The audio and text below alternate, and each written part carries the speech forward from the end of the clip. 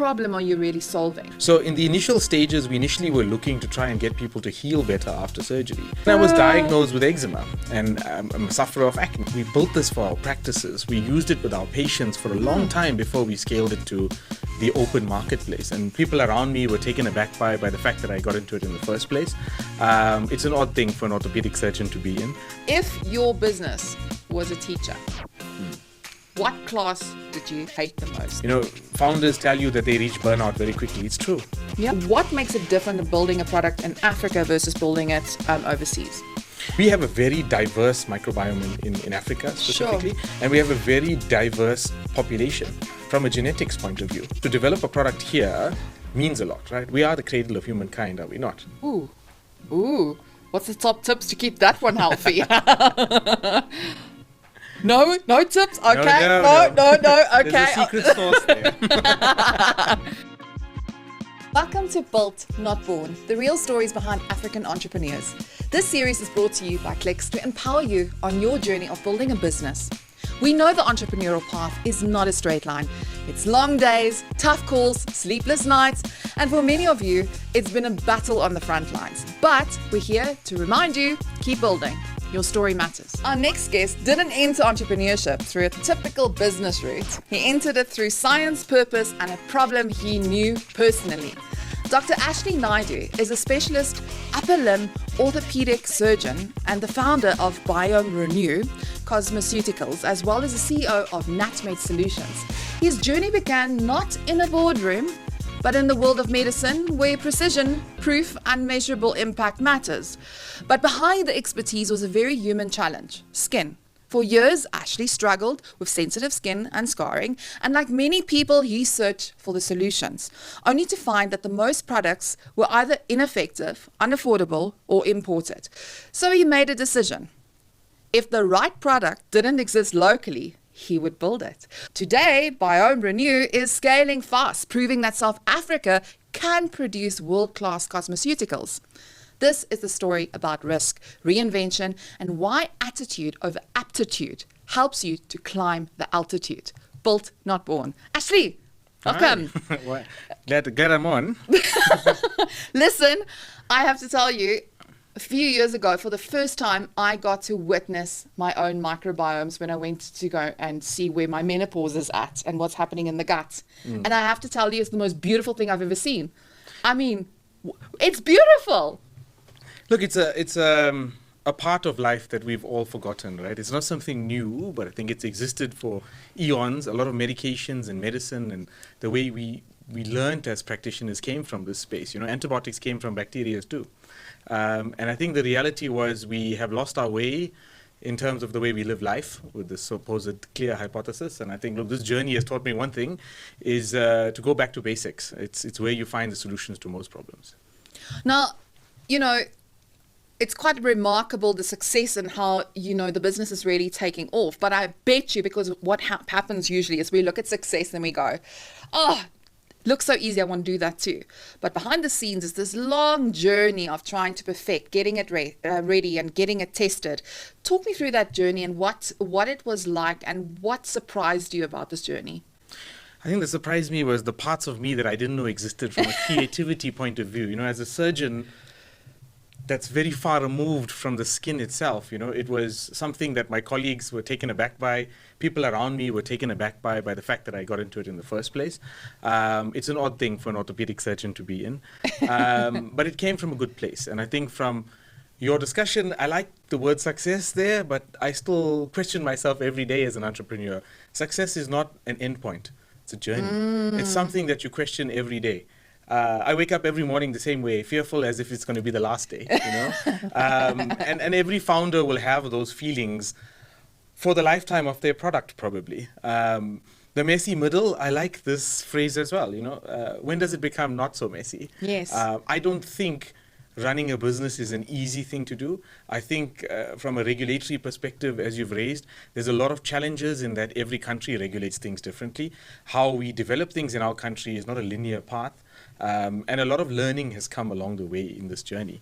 I would say that the more we work into foreign markets with what we're doing, the more we learn and the more we explore other avenues that we can help other people with.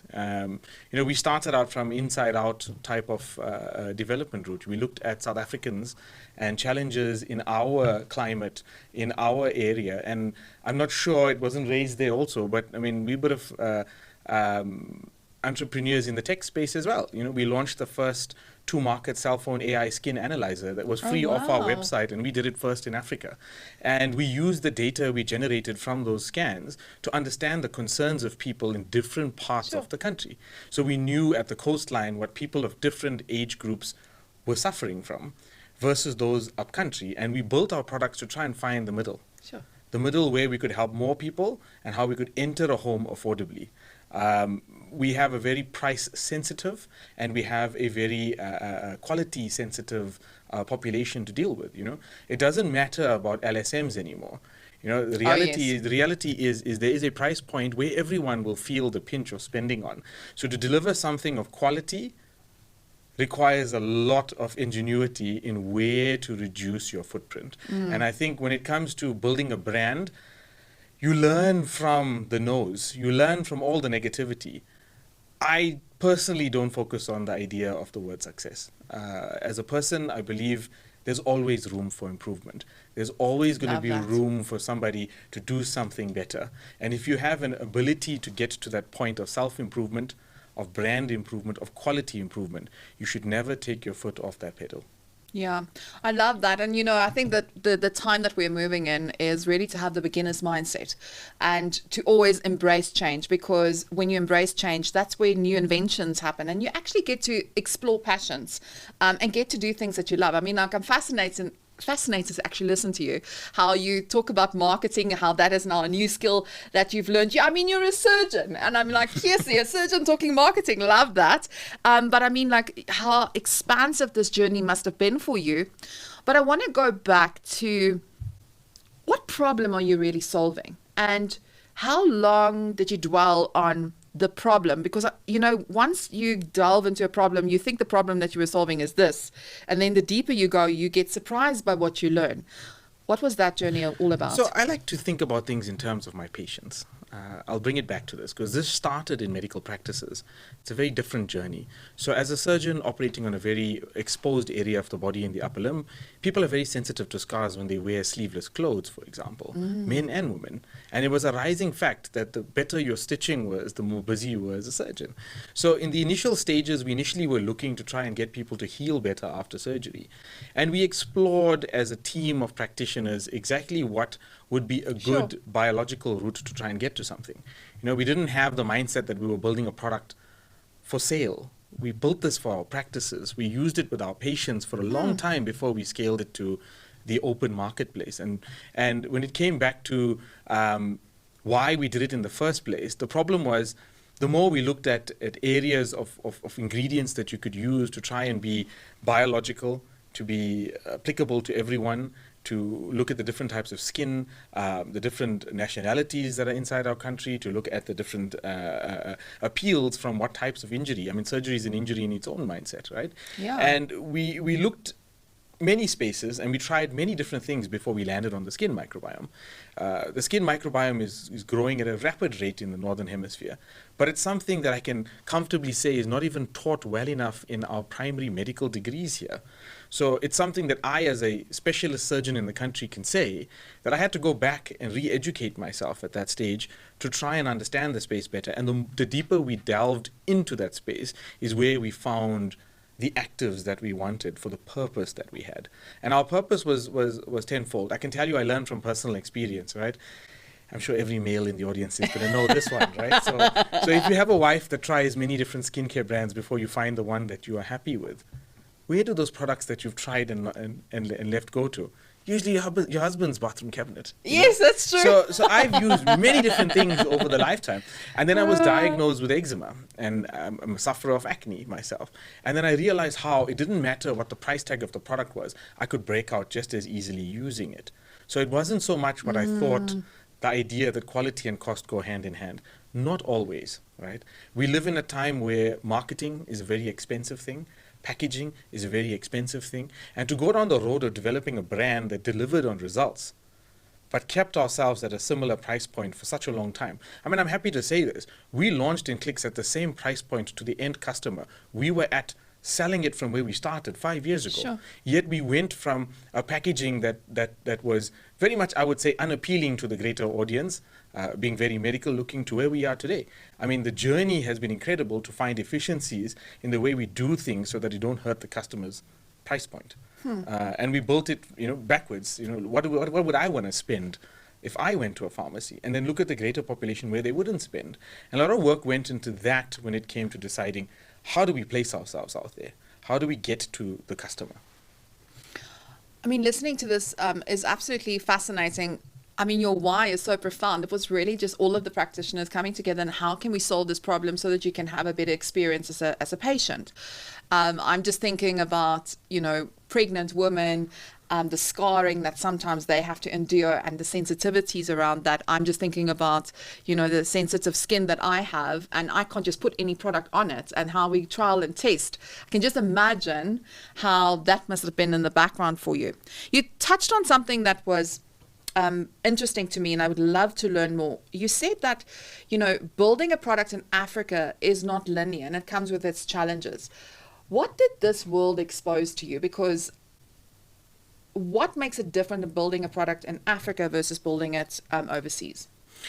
So we have a very interesting viewpoint on things, right? So the microbiome changes per area you live in, right? The microbiome changes in different regions of the country. It's something that is not the same for everyone, right?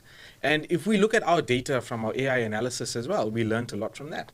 In the initial stages when we partnered with people from the EU that developed a lot of these AI scanning techniques, our people of color were not being scanned effectively. And then and our data and our means of getting to people helped them reconfigure so that their AI was working better for everyone. Right?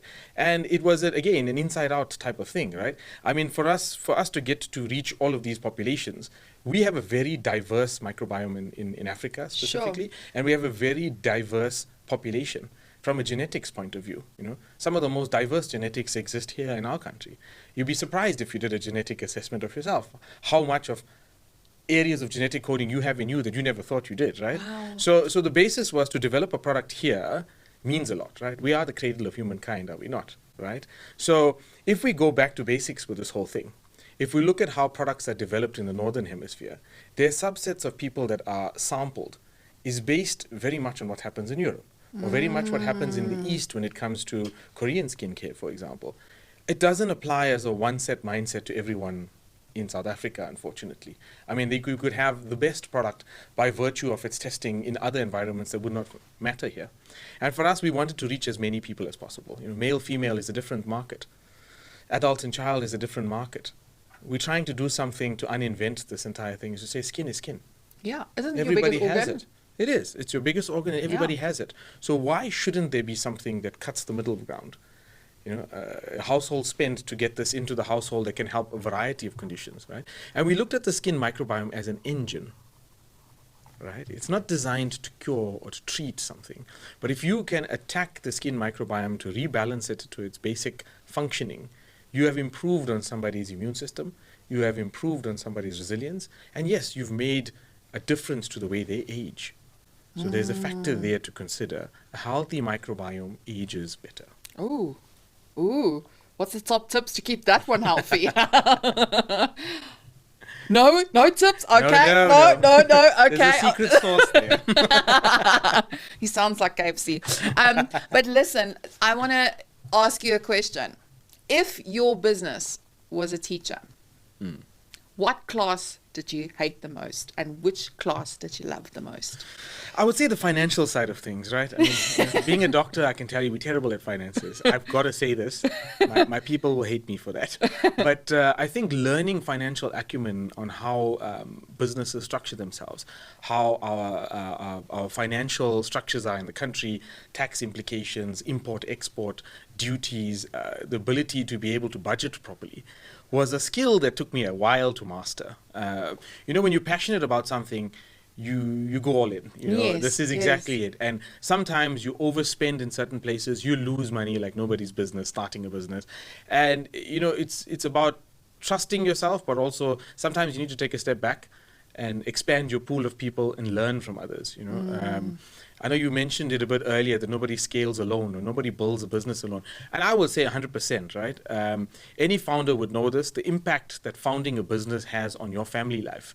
Sure. The impact that it has on your work, the impact that it has on your social circles. You travel more for the purposes of trying to get what you're doing out. And the reality is you need to learn skills from the people alongside you. I practice something where I learn from every conversation I have. Why didn't this work for somebody?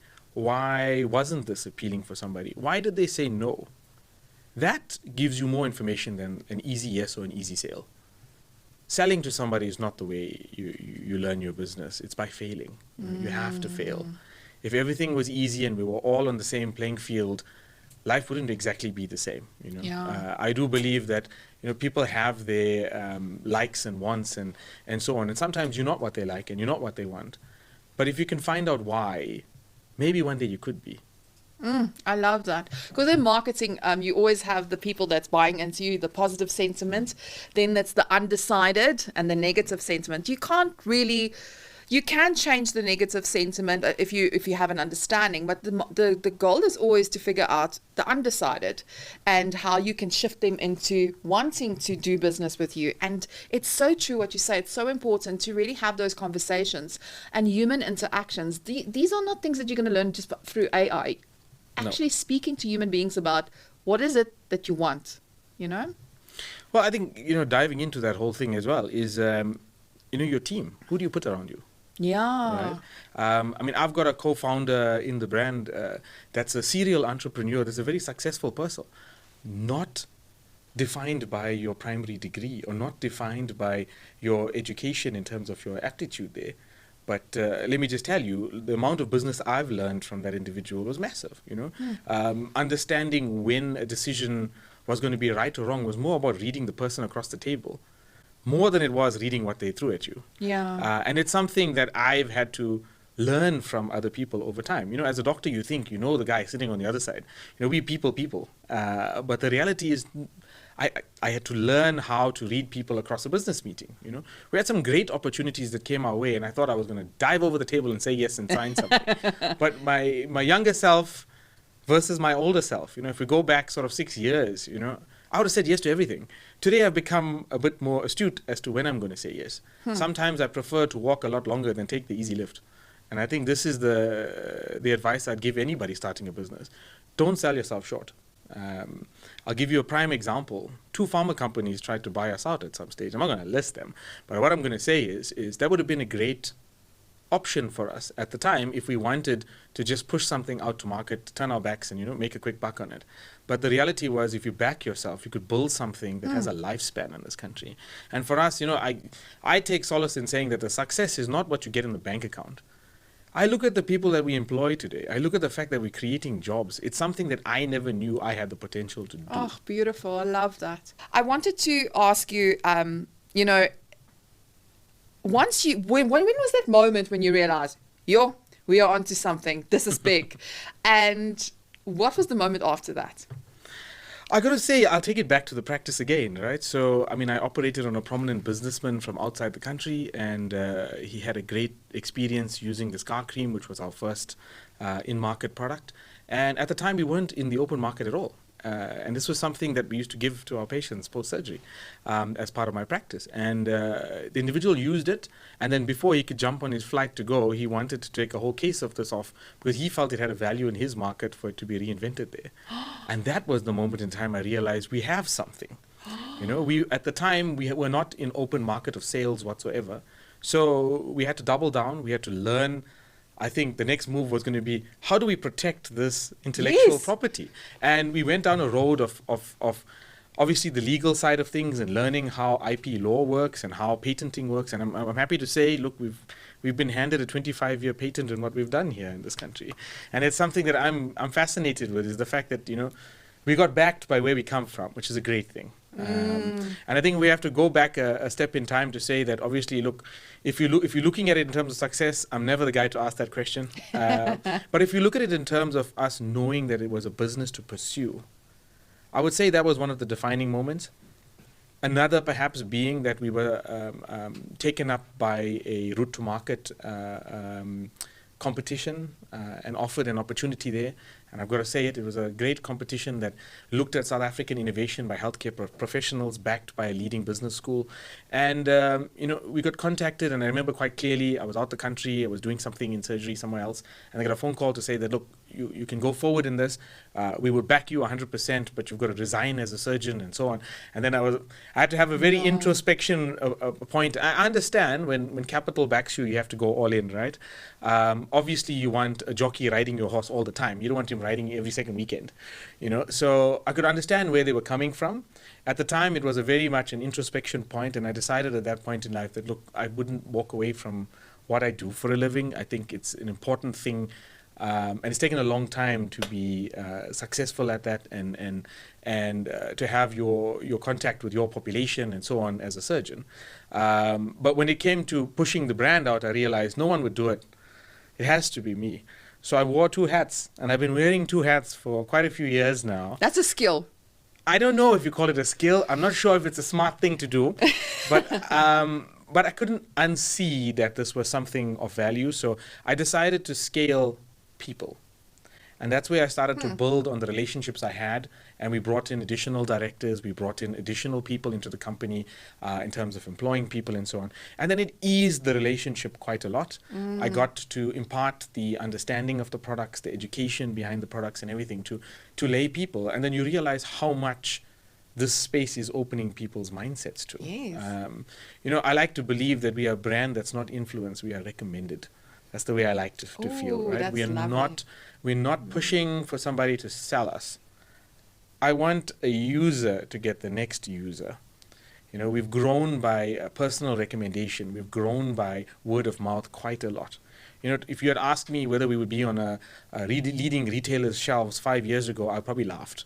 I didn't think we would have reached this quickly. In my mind, it's a long road, but I do think, if you find that moment that you believe you have something, there's no decision after that point. If you are founder CEO, you are going to push yourself.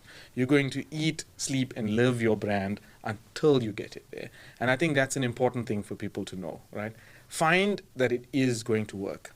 If you're going to fail fast. You allocate a lot of time and resources to this, and you can destroy everything around you, trying to make something that's not working live longer. Yeah. And I think that's another message. This is not the first pursuit of something in this space. I've had a few side hustles to deal with when it came to trying to expand the brand, and then only for you to realize, look, it's a learning experience. You lose some money doing this, but you got to get to the point of the best possible product, and then you've got to put everything behind it to back it. But yes, in terms of your question, I would say defining moments are always to find when is it going to be a business, to find that point. If it is, it is. If it isn't, it isn't. There is no middle ground there. How do you buy back time? I don't think you can buy time, but I do think if you build your brand and your business around culture, I think the time will come. I feel like my team have been very supportive, especially of the late hours of surgery. Sometimes I cannot make meetings. I find my family being very supportive to jump in when I need them to. And a lot has come from building relationships. In that, I've now found time. In the beginning, it was just everything had to go. Everything had to go. It was a point where if you weren't invested all your time in something, I felt we were going to fail. And that wasn't a healthy thing, I can tell you. It's one of the least healthy periods of my life. Founders tell you that they reach burnout very quickly. It's true. Yeah. I felt it. I was on the brink of burnout many times. Yeah. And I would say if there's something to put it down to, if you build a culture inside your company, if you build trust and you see everybody on the same level, people will make the right decisions. People will do the right things for your brand inside there. It's like it's my brand and you work for me. We really don't have this kind of culture in what we're doing here. I do believe that this is a collective. This is not one person's dream. Everybody has done something to improve this. It's not.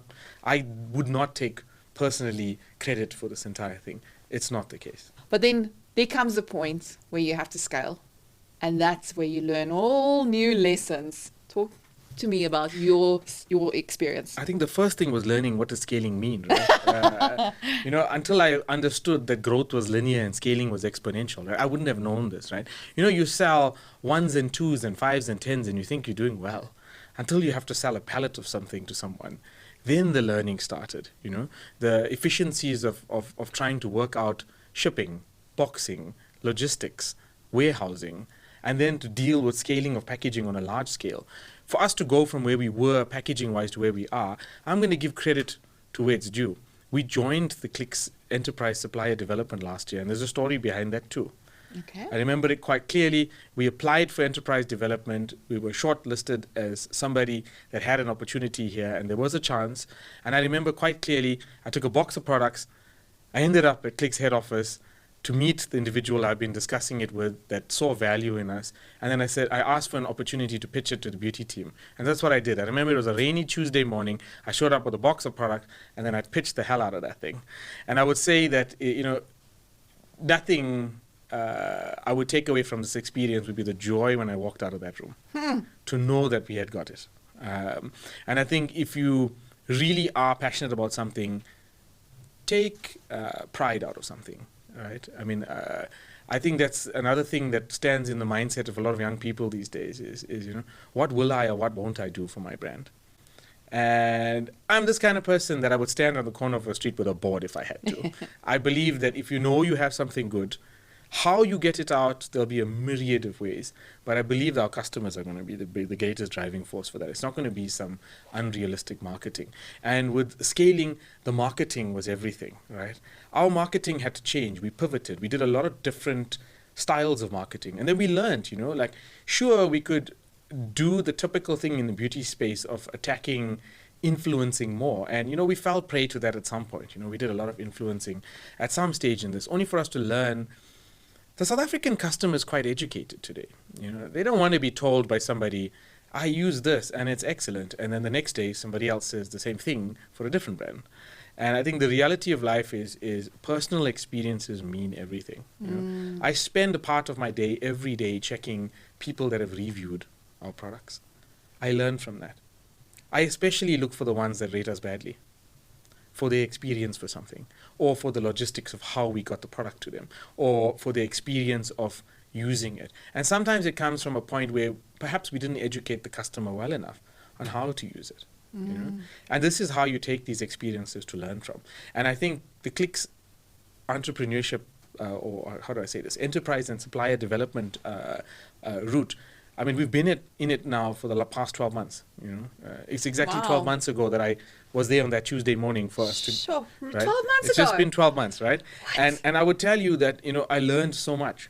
I went there thinking I had the bee's knees in packaging, right? I had the bee's knees in it being, a very medical looking thing because it came from something medical. Only for me to learn that I needed to soften it to get the appeal to a woman in a household. I must say, I love More than this. a man in a household. Because the reality is, and this is the reality of most things in the household, Yeah. if you target the woman in a household, you'll target the entire household. Yeah. I believe the same because I've used lots of products because my wife told me it was the best. And I've learned that it's how your children are raised. It's how your entire family develops into what they like and they don't like, right? I think females are very much in the public eye when it comes to these things. The reality is the male mindset on skincare is adapting these days. I know it's changing quite fast, right? The male dynamic on what appeals to men in skincare these days. Before it used to be just a fragrance thing that just gets you a bit moisturized and you're happy with that. Not quite, right? Actives are making their way into men's skincare as much as it was in women's skincare. So finding that middle point came from that point in us. And I would say again, like if you want to scale something, you're going to have to learn how to do it effectively, efficiently, and cost effectively. I think the reality for us was getting to the right suppliers for what we needed as a brand and as a company wouldn't have come without relationships that we developed in the last 12 months. But I want to go back to the Clicks program. What's fascinating is that it took you would think like, okay, love the product, off we go. So clearly there was a big learning journey, that the messy middle that had to happen and improving until it goes to market. 100%. So even though we had started with our supplier development 12 months ago, we actually launched a month ago on ClickShelves. So it was 11 months of work. And in that work, it came from trying to find the right wording, trying to find the best appeal, trying to educate the customer on facings on a shelf. You know, if you look at the way we approach this entire thing, right? So if you really look at it, you've got where does it help you, how to use it, what are the hero ingredients, all facing you in one glance, right? And I think it was about, if you have 30 seconds to get to someone, for them to know exactly what it is, this is the way to do it. There's a thing in marketing that I learned along the way in this year as well. You need to touch someone 8 times before they buy your product. That's true. Right? They're going to hear it, they're going to smell it, they're going to feel it, they're going to have to hear about it from their friends, they're going to have to see it again, and then maybe you'll get a sale, you know? So the realities of it is learning that process of how it appeals was something we had to go through with, obviously, a lot of help came from the Clicks team. They had suppliers for different things, and they had designers and so on that we could work with outside of Clicks, obviously. And over the period, it was a lot of revisions, reiterations, trial and error. We adapted some of our supply chain, so we got better ingredients for certain things, upgraded certain things. And then we looked at what is the best way to get this across in an appealing manner, but not hurt the customer for this journey.